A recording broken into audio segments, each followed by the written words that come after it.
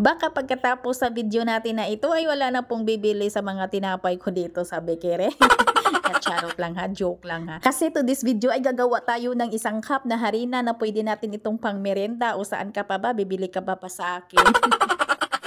Kahit maliit o malaki o maputi o maitim yung kawali mo ay pwede natin yung paglutuan. Kaya, umpisahan na natin. So, dito sa ating mixture ay maglagay po tayo ng isang piraso lang ng large na itlog at 1/4 cup sugar at maglagay po tayo ng kaunti lamang na asin. Half cup evaporated milk at maglagay tayo ng 1 1/2 tablespoon ng ating mantika. Half tablespoon ng ating vanilla at 1 teaspoon ng ating yeast. At pagkatapos, haluin lang po natin yan. Tunawin lang po natin yung ating mga dry ingredients. Madali lang talaga itong gawin mga palangga yung ating pang merienda na hot cake. Ayan, at nang natunaw na po natin yung ating asukal at yung ating asin, ay ilagay na po natin dito yung ating 1 cup na all-purpose flour.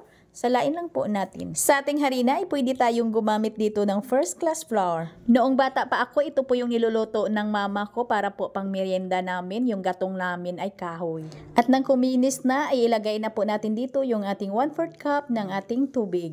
At haluin lang po natin yan. Yes, mga palangga, kahoy po yung gatong namin. Pero pag nagluluto na yung mama ko nito, ay pinahinaan niya lang talaga yung apoy. Kasi noong bata pa ako, ay ito talaga yung paborito naming magkakapatid.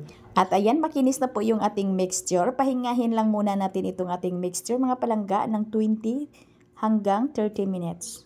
Ayan, pagkalipas ng 20 minutes, ay pwede ko nang lutuin yung aking mixture. Mahina lang pong apoy yung kailangan natin dito. Kaunti lang po talaga yung magagawa ng ating 1 cup na harina. Kasi requested po ito paano daw yung measurement sa isang cup lang po na harina na pangkain lang po daw. At pahiran lang po natin ng margarine para po may pangdagdag din malinamnam ng ating hot cake. At kailangan po ay mga ilang segundo lang po ay tingnan na po natin. Baliktarin na po natin para hindi masunog.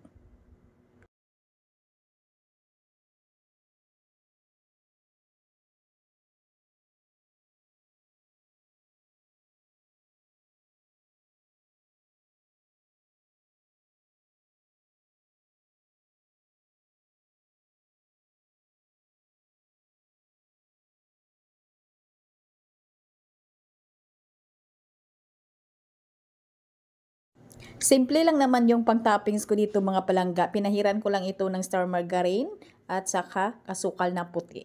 Kayo mga palangga, depende na sa inyo kung ano yung i-toppings ninyo. Pwedeng chocolate, pwedeng Nutella, pwedeng condensed. Basta bahala na po kayo. Ayan na po, mang-merenda na po tayo. Sana po ay may natutunan yung nag-request nito. Sana po ay marunong na po siyang gumawa nito na pang-merenda po nila. Hanggang dito lang, hanggang sa muli. Ito pong inyong Kainday Tinapay. Maraming salamat at bye-bye!